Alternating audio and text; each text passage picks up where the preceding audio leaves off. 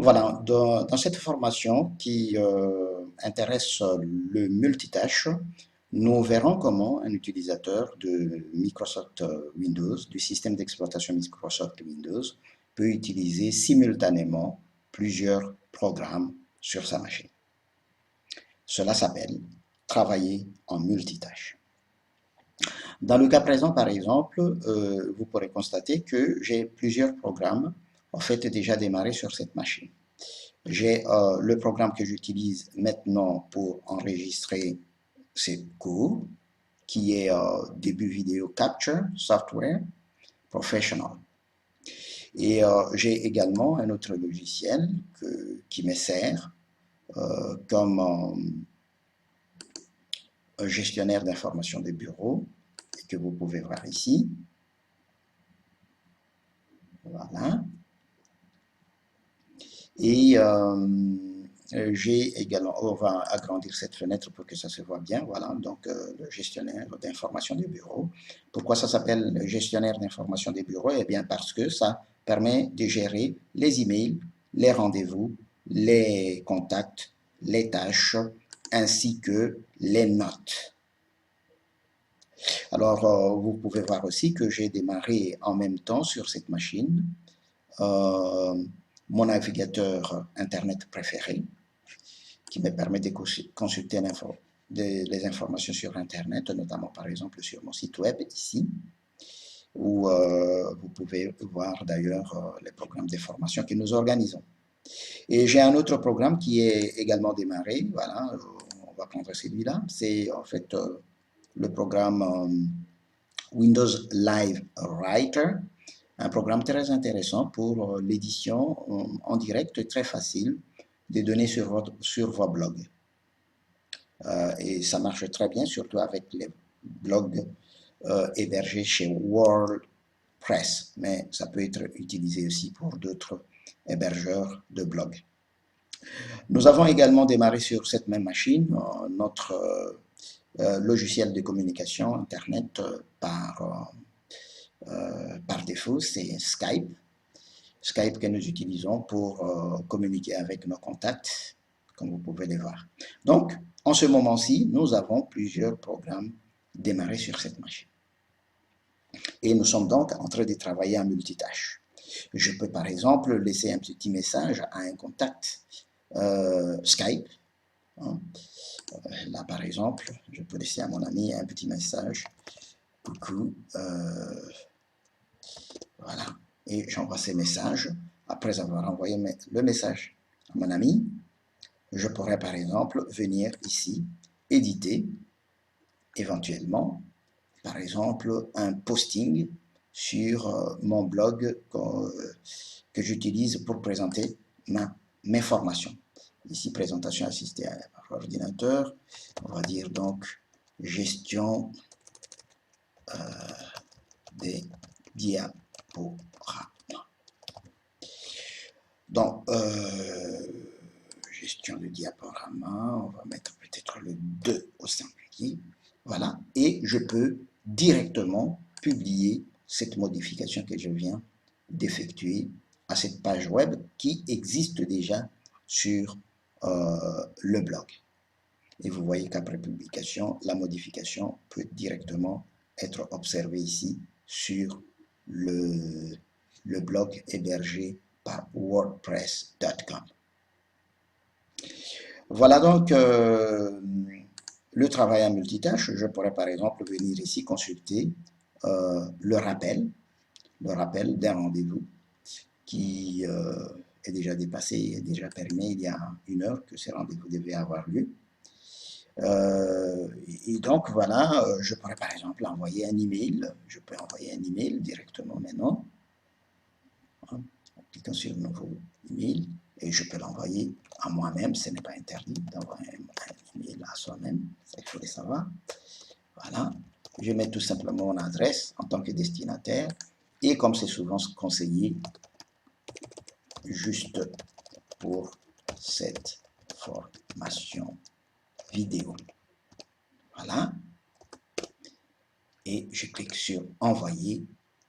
Mon message, normalement, est parti parce que si je vois dans la boîte message envoyé, je peux voir ici, vous voyez, juste pour cette formation vidéo. C'est la présentation du travail en multitâche. Vous avez vu que successivement, j'ai pu modifier une page web sur mon blog, j'ai pu envoyer un petit message à mon ami en utilisant Skype, j'ai pu également consulter les modifications apportées à ma page web, j'ai pu également envoyer à moi-même un message email. C'est cela, travailler en multitâche. Alors, qu'est-ce que nous allons apprendre de spécial dans le travail en multitâche? Rien de vraiment trop important, sinon que des petites tâches élémentaires qu'il convient quand même de savoir. Par exemple, ayant affiché cette page, euh, cette fenêtre principale, pardon, de mon logiciel Microsoft Outlook, comment je peux masquer temporairement la fenêtre de Microsoft Outlook tout en laissant le logiciel continuer à travailler. Eh bien, il suffit pour cela de cliquer tout simplement dans sa barre de tâches sur le bouton de Microsoft Outlook. Et on va voir, et on voit ici que Microsoft Outlook, la fenêtre de Microsoft Outlook, est masquée momentanément pour me permettre de voir une autre fenêtre, à savoir ici la fenêtre d'Internet Explorer. Ceci est une première tâche. Je peux réafficher cette fenêtre très rapidement en cliquant tout simplement sur le bouton représentant le programme dont je voudrais afficher la fenêtre principale. Il est ainsi donc facile d'afficher ou de masquer la fenêtre principale d'un programme sur lequel on travaille dans un contexte de travail multitâche. La deuxième chose qu'il faut savoir lorsqu'on travaille en multitâche, c'est comment basculer d'un programme vers un autre. Actuellement, je suis dans la fenêtre principale de Microsoft Outlook. Comment puis-je basculer vers la fenêtre principale d'Internet Explorer? Pour cela, il suffit de cliquer sur le bouton d'Internet Explorer et hop, je me retrouve sur la page où j'étais avant d'avoir quitté Internet Explorer, avant d'avoir basculé d'Internet Explorer vers Microsoft Outlook. Je peux ainsi aussi, par exemple, basculer vers l'une des fenêtres actuellement ouvertes de mon éditeur des pages web pour blog, à savoir Windows Live Writer. Je prends cette fenêtre-là, c'est celle où j'éditais tout à l'heure ma page. Donc, pour basculer d'un programme vers un autre très rapidement, il suffit tout simplement de cliquer sur le bouton du programme destination dans la barre des tâches. Le troisième type d'opération à faire lorsqu'on est en multitâche, c'est de savoir afficher les fenêtres en différents modes d'affichage. En cliquant droit dans la barre des tâches, dans une zone vide de la barre des tâches, en cliquant droit dessus, nous ouvrons un menu qu'on appelle le menu contextuel de la barre des tâches. Dans ce menu se trouvent plusieurs commandes, dont notamment celles permettant d'afficher par exemple toutes les fenêtres ouvertes en cascade. Quand je clique sur cette commande, je vois ici les fenêtres actuellement ouvertes s'afficher en cascade. Et on voit là la fenêtre de début vidéo Capture. Je peux les mettre en avant-plan. Il suffit de cliquer sur sa barre de titre et la fenêtre de début vidéo Capture Software Professional passe en avant-plan. Si je veux le passer en arrière-plan, il suffit que je clique par exemple dans l'autre fenêtre qui est située en arrière et je vois que mon fenêtre début passe en arrière-plan. Je peux aller rechercher une autre fenêtre, par exemple la fenêtre d'Outlook qui est cachée ici derrière. Comment je le sais? Parce que je vois item et que item est un mot qui me rappelle la fenêtre d'Outlook. En cliquant dedans, je mets la fenêtre d'Outlook en avant-plan. Rien ne m'empêche d'agrandir cette fenêtre pour pouvoir visualiser plus confortablement la fenêtre de mon logiciel. Il est également possible d'afficher les fenêtres actuellement ouvertes dans un autre mode. Voilà. Il suffit de recliquer encore une fois une zone vide. C'est pour choisir, par exemple, le mode d'affichage qu'on appelle la mosaïque horizontale. La mosaïque horizontale, comme vous le voyez ici, permet d'afficher les fenêtres empilées les unes sur les autres horizontalement. On voit que les fenêtres sont empilées les unes sur les autres horizontalement. Ce qui permet évidemment de rapidement passer d'une fenêtre à l'autre. Par exemple là, si je veux activer la fenêtre Skype pour travailler là-dedans, renvoyer un autre coucou, mon ami, voilà, je peux le faire. Et si je voulais, par exemple, voir, tiens, est-ce que je n'aurais pas un email déjà arrivé, un autre nouveau mail, je peux cliquer sur cette fenêtre et rapidement aller voir le dernier message qui vient de m'arriver, le dernier message que je viens de recevoir. De qui proviennent-ils avant de revenir éventuellement, par exemple, travailler sur mon éditeur de page web. Et ici, voir rapidement quelles modifications je pourrais éventuellement ajouter, gestion de diaporama. Donc, ce mode d'affichage ne convient pas évidemment si on a autant de fenêtres ouvertes simultanément. Ça ne rend pas les choses plus confortables. Mais néanmoins, il faut savoir qu'il est possible d'empiler les fenêtres horizontalement. Il est également possible de mettre côte à côte les fenêtres. Il suffit de cliquer encore droit dans une zone vide de sa barre des tâches et de sélectionner la commande mosaïque verticale. Mosaïque verticale. En raison du grand nombre de fenêtres ouvertes, nous ne voyons pas spécialement ici la différence entre une mosaïque verticale et une mosaïque horizontale. C'est parce que tout simplement, Windows essaye de s'organiser pour faire au mieux de ses capacités, afficher au mieux de ses capacités. Si je veux vraiment que la fonction mosaïque verticale s'affiche soit bien vue, eh bien, il me suffit de réduire, par exemple, le nombre de fenêtres ouvertes. Qu'est-ce que je fais? Je vais réduire un certain nombre de fenêtres pour n'en garder, par exemple, que 3. Et alors, réactiver la fenêtre, la commande mosaïque verticale. Et ici, on voit vraiment que l'on a les 3 fenêtres restantes en mosaïque verticale. À part l'affichage des fenêtres en cascade, en mosaïque horizontale, en mosaïque verticale, il est également possible, lorsqu'on travaille en multitâche, d'un seul coup, d'afficher de masquer toutes les fenêtres pour afficher le bureau de Windows.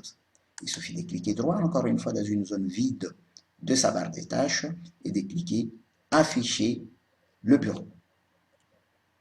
Toutes les fenêtres ouvertes sont temporairement masquées afin de vous permettre d'accéder aux icônes qui se trouvent sur votre bureau et ainsi, par exemple, ouvrir un document.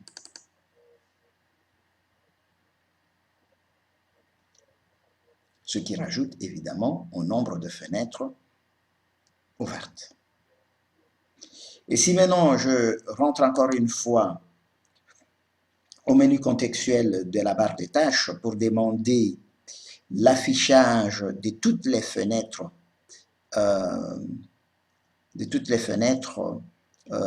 en cascade. On va essayer ça. Voilà, toutes les fenêtres en cascade. Nous voyons que la seule fenêtre actuellement ouverte est affichée. C'est la toute dernière où nous avons ouvert un document. On peut agrandir cette fenêtre, on peut réduire cette fenêtre comme on le disait. Je peux réafficher mes fenêtres de tout à l'heure. Voilà. Et celle-là, je vais, si vous le voulez bien, masquer la fenêtre de Word et je retrouve mes fenêtres qui étaient en mosaïque verticale. La quatrième fonctionnalité que nous voudrions avoir ici c'est l'affichage de ce qu'on appelle le gestionnaire des tâches. Le gestionnaire des tâches est en fait un utilitaire Windows qui permet de gérer tous les programmes et toutes les tâches qui tournent en arrière-plan que l'utilisateur ne voit généralement pas ou ne connaît même généralement pas, et de pouvoir éventuellement arrêter certains programmes qui poseraient des problèmes d'arrêt ou même des problèmes parfois de basculement vers ces programmes. Vous cliquez droit, encore une fois, dans la barre des tâches, dans une zone vide de la barre des tâches, pour avoir le menu contextuel de la barre des tâches, et là, vous cliquez sur Gestionnaire des tâches. Vous confirmez votre désir d'afficher le gestionnaire des tâches, et le gestionnaire des tâches, dans son onglet Processus, affiche l'ensemble des processus qui sont actuellement en cours d'exécution sur cette machine. Vous remarquerez que nous avons cette application utilisateur actuellement en route sur la machine, 72 processus qui ont lieu en arrière-plan et que l'utilisateur généralement ne soupçonne pas. Mais vous allez voir également qu'il y a 32 autres processus typiquement Windows qui sont nécessaires pour le fonctionnement de Windows, le fonctionnement correct de Windows. Et nous voyons ici qu'il y en a beaucoup. Il y a par exemple un service antivirus, un serveur client, des processus en temps réel. Il y a par exemple la console Windows Host, etc., etc. Voilà, nous voyons donc qu'il y a beaucoup de processus, d'autres processus qui sont qui tournent en arrière-plan et que l'utilisateur souvent ne soupçonne pas. À quoi ça sert de venir de savoir comment mettre en route le gestionnaire des tâches? Eh bien, parce que les gestionnaires des tâches est les lieux où vous arrêterez les programmes qui vous font des problèmes pour des raisons quelconques.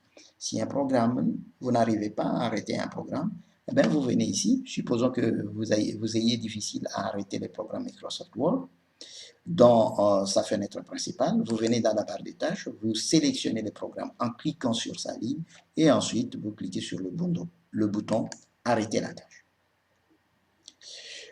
L'avantage du gestionnaire des tâches dans des situations pareilles, dans des situations de difficulté, c'est de forcer l'arrêt du programme qui résisterait, si vous voulez, à votre commande d'arrêt. Genre non-fonctionnement du bouton arrêt dans le programme. Voilà, ça c'est le principal que nous voudrions, disons,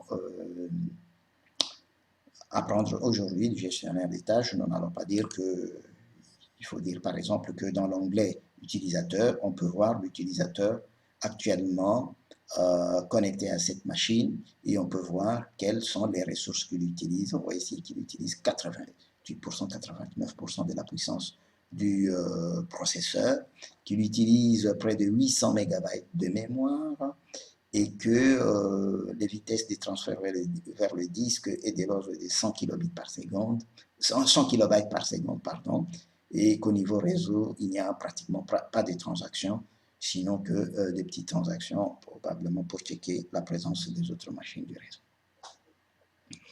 Voilà, le but n'est pas d'étudier le gestionnaire des tâches, et donc je vais me permettre de fermer le gestionnaire des tâches. Savoir utiliser les programmes sous Microsoft Windows en mode multitâche n'a d'intérêt que si l'on peut savoir également partager des données, par exemple passer une donnée d'une fenêtre vers une autre. Imaginez que je veuille, dans la circonstance présente, je vais d'abord agrandir toutes mes fenêtres, je commence par agrandir celle-là. C'est la fenêtre de Windows Live Writer. que je vais minimiser.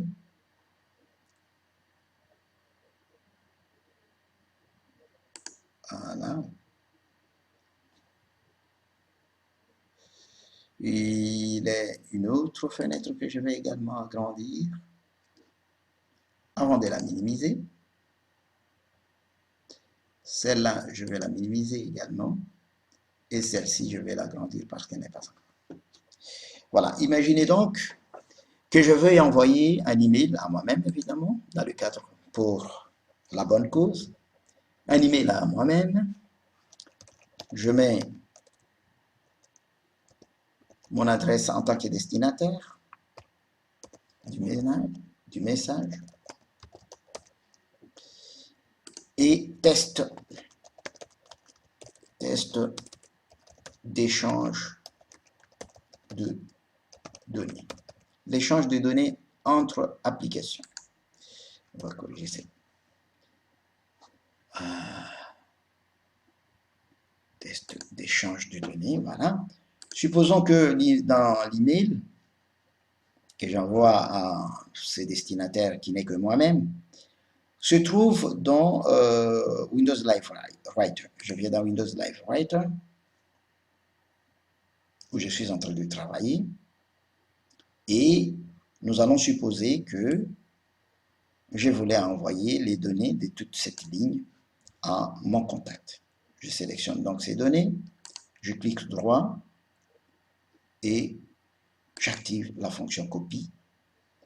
Je vais à Microsoft Outlook, je recherche mon email. Je clique à l'endroit où je dois insérer et je demande la copie, évidemment, de ce que je voulais envoyer à mon contact. Et j'envoie, je clique sur envoyer, le message est parti. Voilà donc cette information que je voulais envoyer à mon contact, j'ai pu les recopier de ce programme, Windows Live Writer, vers un autre programme, Microsoft Outlook, pour finalement envoyer le message vers mon contact. Et comme les contacts étaient moi-même, si je viens dans la boîte de réception et que je prends tous mes emails situés sur plusieurs serveurs, qu'est-ce que je vais constater? Je vais constater en arrangeant les messages suivant la date de réception que le message de test d'échange de données m'est bel et bien arrivé. De moi-même, évidemment, venant de moi-même. Voilà, je peux fermer la fenêtre de message pour terminer cette partie de notre formation qui a porté sur l'utilisation de l'exploitation du multitâche dans un environnement Microsoft Windows. Pour rappel, nous avons étudié 6 fonctionnalités différentes que nous pouvons utiliser dans le travail en multitâche. Afficher ou masquer une fenêtre de programme, basculer entre deux programmes, afficher les fenêtres dans différents modes, à savoir la mise en cascade, la mise en mosaïque verticale, la mise en mosaïque horizontale, l'affichage du bureau et également l'affichage du gestionnaire des tâches pour arrêter éventuellement des programmes qui nous feraient problème. Nous avons également vu comment partager les données entre applications et ceci termine définitivement cette partie de notre formation.